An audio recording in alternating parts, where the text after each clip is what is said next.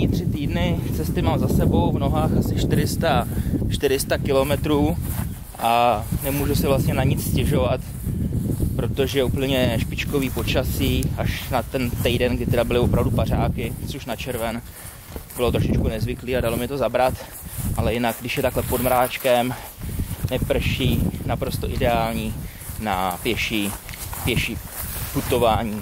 Nádherný setkávání s lidma, kteří mě podporujou a fandějí v tom, abych došel co nejdál.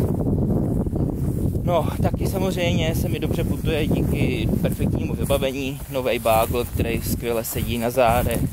Boty mám teda starší, zatím relativně bez puchejřů nohy, ale jinak bolej nohy, no. Co mám říkat, samozřejmě, že bolej. Tak, dneska mě na cestě čekají 2 kláštery, trapistický v Nových Dvorech a pak v Premonstráti v Teplí, takže se těším, protože samozřejmě to moje putování není turistika, není to jenom navštěvování krásných hor, ale je to mnohdy šlapání po asfaltu, po silnicích a zároveň se snažím navštěvovat tyhle duchovní místa a prostě k ním putovat, připomínat je, ukazovat je trošku z jiného pohledu. Jinak proč jsem vyrazil na tuhle cestu kolem světa, těch důvodů je spousta.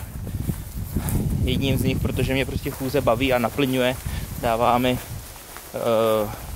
takový ten vnitřní klid a pokoj.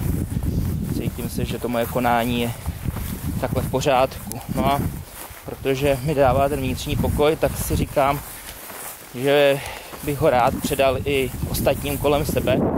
Proto je to cesta k lidem a pro lidi. A vlastně putuju s myšlenkou nebo s posláním nebo takovým vzkazem, vlastně poselstvím míru, který si přeju, aby postupně zavládlo na všech územích a byl trvalý už na pořád. No a při té příležitosti sázím takhle s různýma komunitama, který mají zájem a chuť, sázíme stromy míru.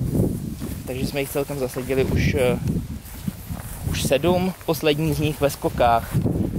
Krásný mariánský poutní místo, tady nedaleko, 20 km u Šlutic.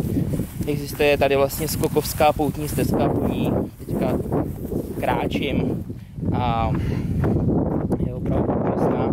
To místo má svůj duch, má svoje kouzlo.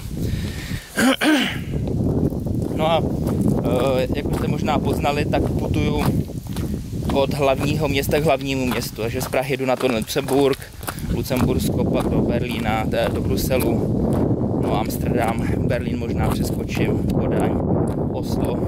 No a letošní rok jsem chtěl zakončit v Trondheimu, na severu 650 km severně od Osla, kde jsou uložené ostatky krále Olafa III. No ale to pravděpodobně zůstane až na příští rok.